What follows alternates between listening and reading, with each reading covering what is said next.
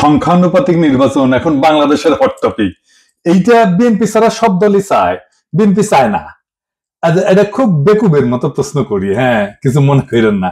BNP কেন চায় না আর অন্যরা কেন চায় এটা বলতে পারবেন? আমি শিওর ম্যাক্সিমাম মানুষ এটা বলতে পারবে না, এমনকি দলের কর্মীরাও বলতে পারবে না।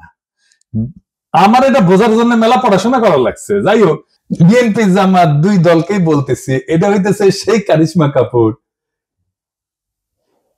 কি এডিটর সাহেব, আপনি নায়িকার ছবি দিলেন কেন? আমি কি নায়িকার নাম বলছি নাকি? হ্যাঁ, ও আচ্ছা, সারাক্ষণ ইন্ডিয়ান নায়িকা মাথায় ঘুরে, তো তাই মাঝে মধ্যে মুখ থেকে ফসাদ করে বের হয়ে যায়। আমি এত করে কইলাম প্রফেসর ইউনূসকে যে এটা ইন্ডিয়ান নায়িকা বিষয়ক মন্ত্রণালয় ব্যানে হামাক তার উপদেষ্টা বানান, উনি আমার কথা রাখলেন না, উনি রাখলেন ভুট্টো সাহেবের কথা। যাই হোক, আলাপে আসি। এটা হইতেছে বয়ান তৈরির, ন্যারেটিভ তৈরির সেই কারিশমা। দুঃখজনক ভাবে এটাই আপনারা ফেল, লাড্ডা গোড্ডা। পাবলিকে হয় আপনার কথা শুনে না বা বুঝাবার পারেন না। এই আলাপটা উঠেছিল গত বছর অগাস্টের শেষ দিকে, হাসিনা পলানোর পরপর। সেই সময় আমি একটা ভিডিও বানিয়েছিলাম, এই যে এটা আপনারা জানেন, আমি তীব্রভাবে জামাতের সমালোচনা করেছিলাম। আমাকে জামাতের আমির ফোন দিচ্ছেন, ফোন দিয়ে কইলেন দুঃখ করিয়া যে দাদা আপনি আমাদের ইন্ডিয়ার দালাল বানাই দিলেন। আমি বলছিলাম যে শহীদ ভাই, আপনারা মাঝে মাঝে এমন ভুল করেন যে মনে হয় আপনারা স্লিপ ওয়াকিং করিচ্ছেন। স্লিপ ওয়াকিং মানে বুঝেন তো, যে ঘুমের মধ্যে হাঁটে, সেগুলো চেতন নাই, অচেতন অচেতন অবস্থায় হাঁটিচ্ছে, তো সেভাবে হাঁটে। তা আপনারা ঘুমের মধ্যে হাঁটিচ্ছেন, আপনাদের আঘাত না করলে তো ঘুম ভাঙবি না, তাই না?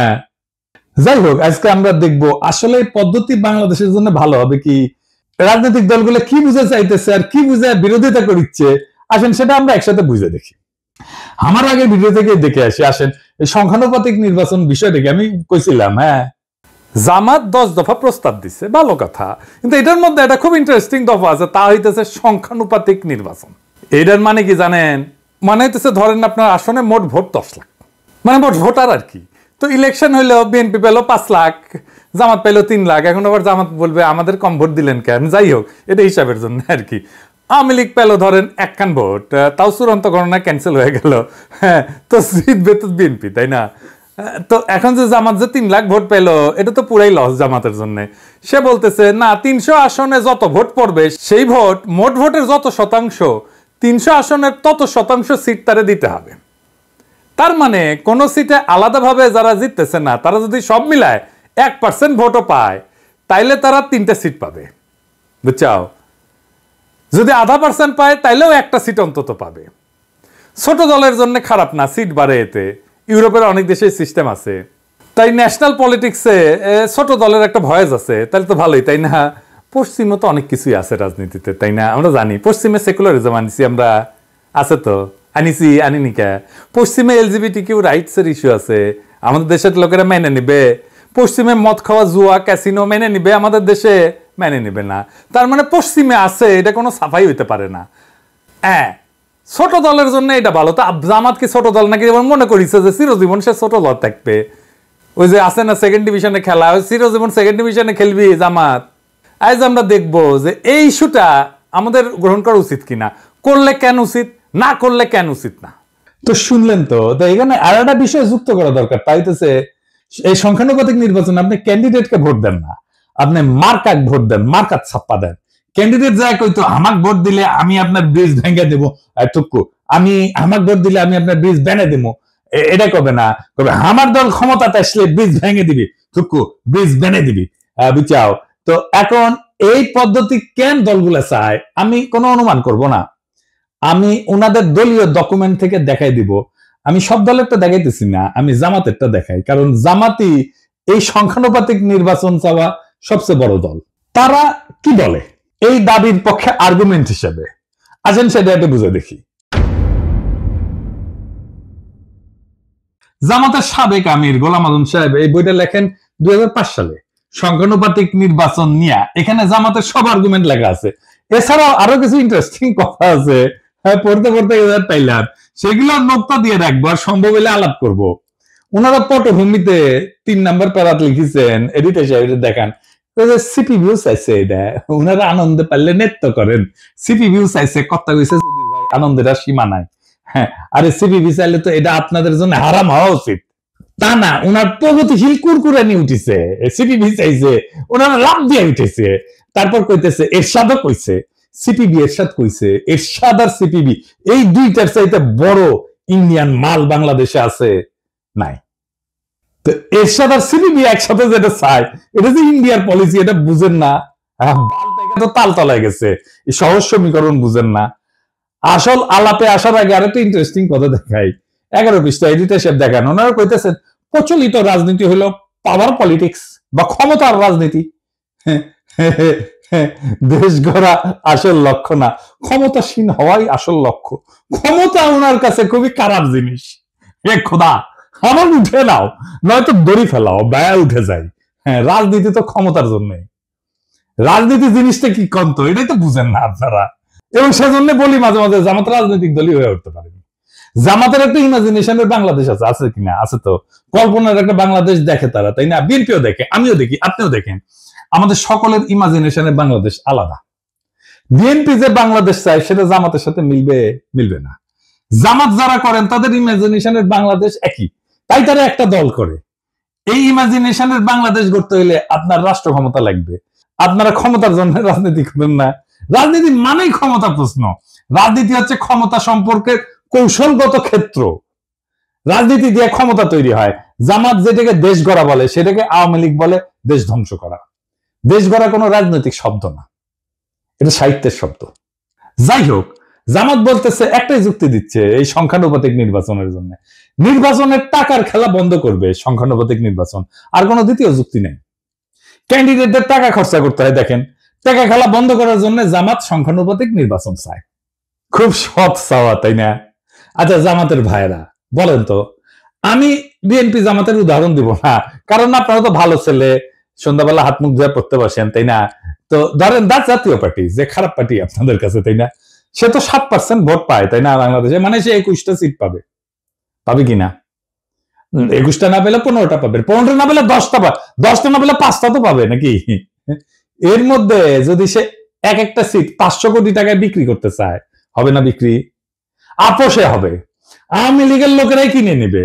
মজা তো, এলাকায় যাইতে হইলো না, মারপিট করতে হইলো না, ক্যাম্পেইন করতে হইলো না, ভোট কেন্দ্র দখল করতে হইলো না, এমনকি রাজনীতি করতে হইলো না, আপনাকে এমনকি নমিনেশনও কিনতে হইলো না। শোনা যায় নমিনেশন দিয়ে অনেকে টাকা পয়সা নেয় আর কি, অনেক দল আর কি। না আমার কইলাম না আর কি, আপনারা জানেন। আপনার টাকা আছে, আপনার জিতা সিট কিনে নিলেন, নো রিস্ক, হারার কোনো ভয় নাই। ধরেন দল এলাকা ভাগ করে দিল, বললো যে এখন যে সিট আছে ওইভাবে ভাগ করলো। সেই সিট অনুসারে এই যে ধরেন বগুড়া 1 আসনে যতগুলো কেন্দ্র আছে, এইখানে যদি বিএনপি জিতে, এইখানে বিএনপি কইলো যে কাউকে কোনো ক্যান্ডিডেটকে কইলো এই বগুড়া 1-এর এই কেন্দ্রগুলোর সিটে যদি বিএনপি জিতে তাহলে তোমার এমপি বানাবো ওই সিটে। তুই ক্যান্ডিডেট খরচা করবে না জেতার জন্য, পারবেন টাকার খেলা কমাইতে, বরং বাড়াই দিবেন টাকার খেলা, আরো কেন্দ্রীভূত কইরা দিবেন।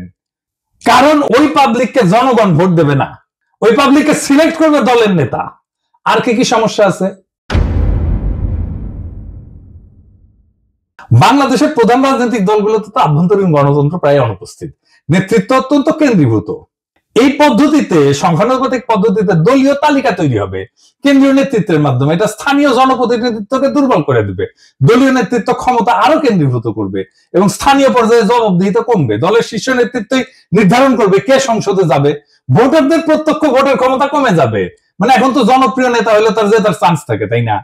মানুষের কাছে ভালো হইতে হয়, সেটা কোনো দরকারই পড়বে না। দেখেন, আমরা অনেকে মনে করি রাজনীতি মানে হচ্ছে নির্বাচন, আইন, সংসদ, এই সমস্ত কিছু। কিন্তু রাষ্ট্রবিজ্ঞানী মোস্তাক আহমেদ একটা খুব সোজা কথা বলেন। উনি বলেন যে রাজনীতি আসলে একটা অদৃশ্য বোঝাপড়া। সেটাতে ঠিক হয় কে ক্ষমতায় থাকবে, কে টাকা খাবে, কে নিরাপদে থাকবে। এই বোঝাপড়াকেই বলা হয় পলিটিক্যাল সেটেলমেন্ট, বা বাংলায় বলে রাজনৈতিক বন্দোবস্ত। এই রাজনৈতিক বন্দোবস্ত ছাত্ররা ভাঙতে চাইছিল, আর সেটাকেই তারা বলছিল নতুন রাজনৈতিক বন্দোবস্ত। বুঝিছাও? তো এই বন্দোবস্ত লিখিত না, কিন্তু খুব বাস্তব। বড় বড় রাজনৈতিক দল, আমলা, ব্যবসায়ী গোষ্ঠী, পুলিশ, বিচারক, এলিট সবাই এটা অলিখিত চুক্তিতে থাকে। আমি একটু বুঝাই বলি। ধরেন রাস্তার ট্র্যাকে চাঁদাবাজি, হাটের ইজারা, ছিনতাই, মাস্তানি, ঠিকাদারি, বালু মাহাল, এই সমস্ত জিনিস আছে না, যেটি থেকে টাকা পয়সা আসে, এটা একটা ইকোনমি আছে। কে তুলবে টাকা, কে নিবে, পুলিশ কত পাবে, রাজনৈতিক নেতা কত পাবে, তৃণমূলের মাস্তান কত পাবে, মন্ত্রী কত পাবে, হাসিনা কত পাবে, এই সবকিছু সেটেলড সেই অলিখিত চুক্তি দিয়া। এটি রাজনৈতিক বন্দোবস্ত। এই বন্দোবস্তের পার্ট এমপি। সে খরচা করে, মাস্তান পালে, কর্মী পালে, পুলিশের সাথে যোগাযোগ রাখে, উকিলের সাথে যোগাযোগ রাখে, স্থানীয় মাফিয়ার উপরে, আন্ডারওয়ার্ল্ডের উপরে নিয়ন্ত্রণ রাখে। এইভাবে এই বন্দোবস্ত টিকে থাকে। হাসিনা চলে যাওয়ার পরে অপরাধ বাড়ছে কেন? কারণ এই আন্ডারওয়ার্ল্ডের উপরে যাদের কার্যকর নিয়ন্ত্রণ ছিল তারা নাই হয়ে গেছে। এখন কেউ সেইভাবে কন্ট্রোল করে না, তাই এরা নিয়ন্ত্রণহীনভাবে যা খুশি করতেছে। এইটা ল অ্যান্ড অর্ডারের বিষয় না, এটা সেই অলিখিত চুক্তি ভেঙে যাওয়ার পরিণতি। আমাদের নতুন বন্দোবস্ত করার আগেই আপনি আরেকটা বন্দোবস্ত ভাঙতেছেন। বাংলাদেশে ইনস্টিটিউশন নাই, গড়ে ওঠে নাই। এই ইনস্টিটিউশনের বিকল্প হচ্ছে রাজনৈতিক বন্দোবস্ত। এইখানে রাজনৈতিক দল তার নেতা কর্মী একটা জটিল ভারসাম্য রক্ষা করে সমাজকে টিকায় রাখে। এইটা যখন নষ্ট হয়ে যায় তখন প্রতিদ্বন্দ্বী গোষ্ঠীগুলো নিরাপত্তাহীনতায় ভোগে এবং সহিংসতা, দুর্নীতি, রাজনৈতিক অস্থিরতা বাড়ে। আপনি সংখ্যানুপাতিক নির্বাচন করে পুরা পলিটিক্যাল ফেব্রিক ধ্বংস করে দেবেন। কেউ নিয়ন্ত্রণ করতে পারবে না। জেলা শহরগুলোর আন্ডারওয়ার্ল্ড, ঢাকা শহরের আন্ডারওয়ার্ল্ড আপনি নিয়ন্ত্রণ করতে পারবেন না। তার ব্যবসা বাণিজ্য, ভাগ বাটোয়ারা, এই জায়গাটা কে নিবে? তখন আপনি তো সব উলট পালট করে দিচ্ছেন। এলোমেলো করে দেমাল লুটে পুটে খাই, একটা কথা আছে না, আপনি এলোমেলো করে দিচ্ছেন রাজনৈতিক বন্দোবস্তকে। তো ওই জায়গা তো ফাঁকা থাকবে না। তো ওই জায়গাটা কে নিবে? পুলিশ নিবে, যেটা অর্গানাইজড। এখন পুলিশ নিবে, প্রশাসন নিবে, আর একটা হাসিনার শাসন তৈরি হবে। পুরা সমাজ, রাষ্ট্র রাজনৈতিক দলের নিয়ন্ত্রণের বাইরে চলে যাবে। যে দেশে ইনস্টিটিউশন গড়ে ওঠে নাই সেই দেশের রাজনৈতিক বন্দোবস্তই হলো সমাজকে টিকায় রাখার বিকল্প ব্যবস্থা। আর আপনি সেই ব্যবস্থাটিকে ভেঙ্গা সংখ্যানুপাতিক নির্বাচন নামের গুগলি মারলে রাষ্ট্র গড়ায় পড়বে গ্যাংয়ের হাতে, পুলিশের হাতে, প্রশাসনের হাতে, স্থানীয় মাফিয়ার হাতে। আফগানিস্তানে হয়েছিল না, তালেবান আসার আগে এক এক এলাকায় এক এক ওয়ারলর্ড শাসন করতো, একই জিনিস হবে বাংলাদেশে। আপনি এই কাজটা করতে যাইতেছেন। পুলিশ আর প্রশাসন শক্তিশালী হয়ে উঠবে, দারুণ। এই সংখ্যানুপাতিক নির্বাচন আঞ্চলিকতা বাড়ায় দেবে। আমি অন্য দেশের উদাহরণ দেব না, বেলজিয়ামের উদাহরণ দেব। এই বেলজিয়াম একটা দেশ হিসাবে থাকে কিনা দেখেন। কি হয়েছে বেলজিয়ামে? আসেন আলাপ করতেছি।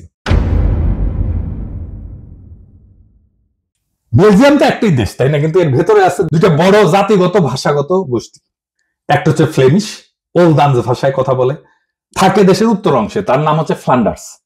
আর দুই নাম্বার হচ্ছে ওয়ালুন, ফরাসি ভাষায় কথা বলে, থাকে দেশের দক্ষিণ অংশে, নাম হচ্ছে ওয়ালোনিয়া। এরা কিন্তু আলাদা ভাষায় কথা বলে, আলাদা স্কুলে পড়ে, আলাদা গণমাধ্যম আছে তাদের জন্য, এমনকি আলাদা রাজনীতি করে, দল আলাদা এই দুই গ্রুপের। এবং এই বেলজিয়ামে সংখ্যানুপাতিক ভোট আছে। এই পিয়ার সিস্টেমে ভোট যতই ছোট হোক, আলাদা পরিচয়ের দল সংসদে ঢুকে পড়ে। এর ফলে বেলজিয়ামে গড়ে উঠছে শুধু ফ্লেমিশ স্বার্থ নিয়ে কাজ করে এমন দল, যেমন এনভিএ। শুধু ওয়ালুন শব্দ নিয়ে কাজ করে এমন দল, যেমন পিএস, পার্টি সোশ্যালিস্ট। এরা কিন্তু জাতীয় স্বার্থ দেখে না, কেবল নিজেদের অঞ্চলের স্বার্থ দেখে। ফলে সার্বজনীন রাজনীতি আর হয় না, হয় আঞ্চলিক স্বার্থের জন্য রাজনীতি। এর ফলাফল কি? সরকার গঠন করতে পারে না। ফ্লেমিশ আর ওয়ালুন এদের মতানৈক্য চূড়ান্ত। এই যে দেখতেছেন না, এখন প্রফেসর ইউনূসের সরকার ঐক্যমত করতে পারতেছে না, দেখতেছেন না, জুলাই সনদ করতে পারতেছে না, মতানৈক্যের জন্য। একই রকম বেলজিয়ামের জাতীয় পরিচয় দুর্বল হয়, সবাই নিজেকে ওয়ালুন বা ফ্লেমিশ ভাবে, বেলজিয়ান ভাবে না। ভাষা, শিক্ষা, অর্থনীতি সব আলাদা হয়ে গেছে। স্কুলে আলাদা পাঠ্যক্রম, আলাদা মিডিয়া, এমনকি আলাদা ট্যাক্স এবং প্রশাসন চলতেছে অঞ্চল ভিত্তিক। যেহেতু একক সংখ্যাগরিষ্ঠতা পায় না, সরকার গঠন হয় না। 1 বছরের বেশি সময় সরকার গঠন হয়নি, এরকম এক্সাম্পল আছে। এই রাষ্ট্র টিকবে না। এবার আরো মারাত্মক উদাহরণ দিই ইসরায়েলের। ইসরায়েল যে আগ্রাসী রাষ্ট্র হয়ে উঠছে, এটা সংখ্যানুপাতিক নির্বাচনের জন্য। কিভাবে? ইসরায়েল এখন একটা রাষ্ট্র না, একটা চরমপন্থী যুদ্ধযন্ত্র। আর এই রূপান্তরের বীজ পোতা আছে তাদের এই সংখ্যানুপাতিক নির্বাচনের ব্যবস্থায়। তো এইখানে প্রায় 3% মতো ভোট পেলে সংসদে ঢুকে যায় যে কেউ। এই ফাঁক গলে ক্ষমতার মঞ্চে উঠে আসছে একঝাঁক ধর্মীয় হুলিগান, যারা গণতন্ত্র না, ধর্মীয় শাসন এবং জাতিগত নিধন চায়, ফিলিস্তিনের ধ্বংস চায়, গাজার ধ্বংস চায়। কারা এই হুলিগান? যেমন SHAS, এরা নারী অধিকারের প্রকাশ্য শত্রু, সিভিল ম্যারেজের প্রকাশ্য শত্রু। তারপরে আরেকটা আছে UTZ, এরা নারীদের ভোটের শত্রু, আধুনিক শিক্ষার শত্রু, এমনকি রাষ্ট্রীয় আইনকে অস্বীকার করে। আরেকটা আছে ওরজেমা ইহুদিক, আরবদের নাগরিকত্ব বাতিল করে দিতে বলে, গাজায় গণহত্যায় উস্কায় দেয়। এদেরকে ইহুদি তালেবান বলা হয়। এরা 5 থেকে 6% ভোট পায়, কিন্তু মন্ত্রিসভায় তারা নীতি নির্ধারক। তাদের জন্য সরকার গঠিত হয়, কারণ কেউ সংখ্যাগরিষ্ঠতা পায় না এবং এরাই সাপোর্টটা দেয় এবং সরকারের নীতি জিম্মি হয়ে যায় এদের কাছে। ইসরায়েলে কোনো দল একক সংখ্যাগরিষ্ঠতা পায় না। সরকার গঠনের জন্য এই হুলিগানদের সমর্থন লাগে। তারা চুক্তি করে শর্ত দেয় যে আমাদের দাবি যদি না মানো তাহলে সরকার ফেলায় দেব। নেতানিয়াহু বাধ্য, তাকে বিচার বিভাগ ভেঙে দিতে হয়েছে এদেরকে সন্তুষ্ট করার জন্য। এই বিচার সংস্কার ইস্যুতে 2023 সালে ইসরায়েল জুড়ে ইতিহাসের সবচেয়ে বড় গণবিক্ষোভ হয়েছে। এই এদেরই নেতা এই বেন গাভির আল-আকসায় যায় বলছে আরবদের সরাও, এটা আমাদের। এটার ফলে কিন্তু হামাস রকেট ছড়ে, তারপরে যুদ্ধ শুরু হয়, বুঝেছেন? এবং মন্ত্রী সবাই যারা আছে এই যে এই ছোট দলগুলা হুলিগানদের, তারা বলছে গাজায় জনসংখ্যা কমাও, পানি বিদ্যুৎ বন্ধ করো, বোমা দিয়ে তাদেরকে ছারখার কইরা দাও। এই যুদ্ধ ছিল ধর্মীয় প্রতিশোধে পরিচালিত গণহত্যা এবং এই গণহত্যা করছে এই সংখ্যানুপাতিক নির্বাচনে ফাঁক গলিয়া ঢুকা গেছে যারা, তারা বাংলাদেশে একই ধরনের ঘটনা ঘটবে। এমনকি ইরান যুদ্ধে রাজনীতিকে বানানো হয়েছে ধর্মীয় জিহাদ। এই ওরজেমা ইহুদি এরা বারবার বলছে ইরানকে সরাসরি আক্রমণ করো। এই যুদ্ধকে তারা বলছে জুইস ডেস্টিনি। কূটনীতি, আন্তর্জাতিক আইন, আঞ্চলিক স্থিতিশীলতা সব ফালতু, শুধু যুদ্ধ, আগুন আর দখল চাই এদের জন্য। এবং এই প্রপোর্শনাল রিপ্রেজেন্টেশন সংখ্যানুপাতিক নির্বাচনের জন্য ইসরায়েল এখন একটা চরমপন্থীদের রাষ্ট্র হয়ে গেছে, যেখানে 5% উন্মাদ একটা দেশের 95% ভবিষ্যৎ নিয়ন্ত্রণ করে। ইসরায়েল আজকে প্রমাণ যে সংখ্যাগত সমতা মানে রাজনৈতিক সুস্থতা না, প্রপোর্শনাল রিপ্রেজেন্টেশন মানে ক্ষমতা বিকেন্দ্রীকরণ না, জনগণের ক্ষমতায়ন না, অনেক সময় চরমপন্থার কেন্দ্রীভবন হয়। আপনারা রাজনীতিতে আপনার কল্পনার ইমাজিনেশনের বাংলাদেশ করবেন, কিন্তু সেই ইমাজিনেশনের ভেতরে এই বাস্তব দেশের জনগণ, এই মানুষের মুখ, তাদের যন্ত্রণার বাস্তবতা তো অনুপস্থিত। রাষ্ট্রটা কি ল্যাবরেটরির এক্সপেরিমেন্ট রে ভাই, যে একটা জিনিস ট্রাই করব, আবার দেখব, ভুল হবে, আবার দেখব? তা তো না। ইসরায়েলের মতো রাষ্ট্র চরমপন্থার হাতে কুক্ষিগত হয়ে গেছে এই সিস্টেমের কারণে। বেলজিয়ামের মতো রাষ্ট্র বিভক্ত হয়ে যাইতেছে ভাষার দাঙ্গায়। বাংলাদেশকে নিয়ে কি সেই পথে হাঁটতে চান? আমরা কি দেখতে যাচ্ছি? এমন একটা দেশ যেখানে ভোটার থাকবে কিন্তু কোনো প্রতিনিধিত্ব থাকবে না, যেখানে রাজনীতি থাকবে কিন্তু রাষ্ট্র থাকবে না, যেখানে রাষ্ট্রের নিয়ন্ত্রণ থাকবে স্থানীয় গ্যাং, পুলিশ আর প্রশাসনের হাতে। শক্তিশালী ইনস্টিটিউশন না গড়ে ওঠায় যে রাষ্ট্রের প্রত্যেকটা জেলা এখনো একটা রাজনৈতিক বন্দোবস্তের মধ্যে টিকে আছে, এই প্রপোর্শনাল রিপ্রেজেন্টেশন সংখ্যানুপাতিক নির্বাচনে আইসা সেই সামাজিক ভারসাম্য ধ্বংস করে দেবে, রাজনৈতিক ভারসাম্য ধ্বংস করে দেবে। নতুন কিছু গড়ার আগে পুরোনোটাকে ভেঙে ফেলতে চাইলে দায়িত্ব তো আপনার রে ভাই। কিন্তু যদি আপনি না জানেন কি ভাঙতেছেন, তাহলে আপনি তো স্থপতি না, আপনি তো ধ্বংসের কারিগর। বাংলাদেশ আজ এক ক্রসরোডে দাঁড়ায় আছে। কিছু দলের ভুল সিদ্ধান্ত, কিছু বুদ্ধিজীবীর নির্বোধ গুগলি আর কিছু বিদেশি থিঙ্ক ট্যাঙ্কের ঠাইসা দেওয়া এক্সপেরিমেন্ট, এইসব মিলে আজ রাষ্ট্র এক ভয়ঙ্কর জুয়া খেলায় ঢুকে পড়ছে। একটা দেশ যেটা গণতন্ত্র ছিল ভঙ্গুর, আইনের শাসন ছিল কাগুজে, সেই দেশে আপনি যদি রাজনৈতিক বন্দোবস্ত না রেখা এই সংখ্যানুপাতিক নির্বাচনের সিস্টেম চাপায় দেন, তাহলে যা গড়ে উঠবে তা গণতন্ত্র না, তা হবে পলিটিক্যাল মাফিয়ার এনক্লেভ। আর মানুষ শুধু ব্যালটের সেরা কাগজ হয়ে থাকবে। আমরা কি একটা রক্তাক্ত বিপ্লবের পরে এমন একটা পরিণতি চাইছিলাম? বিচারের ভার আজকে আপনাদের উপরে দিলাম। এই দেশ ধ্বংস কইরেন না, এই দেশ ধ্বংস হয়ে যাবে যদি আপনাদের বিবেচনাবোধ অন্ধকার হয়ে যায়, আপনাদের জাজমেন্ট যদি ক্লাউডেড হয়ে যায়। সেই রাস্তায় আমরা হাঁটতে চাই না, আমরা বিপ্লবের রাস্তাতে হাঁটতে চাই। বিপ্লবকে পরিপূর্ণভাবে বিজয়ী কইরা বাংলাদেশকে একটা নতুন রাষ্ট্র করতে চাই। ইনকিলাব জিন্দাবাদ।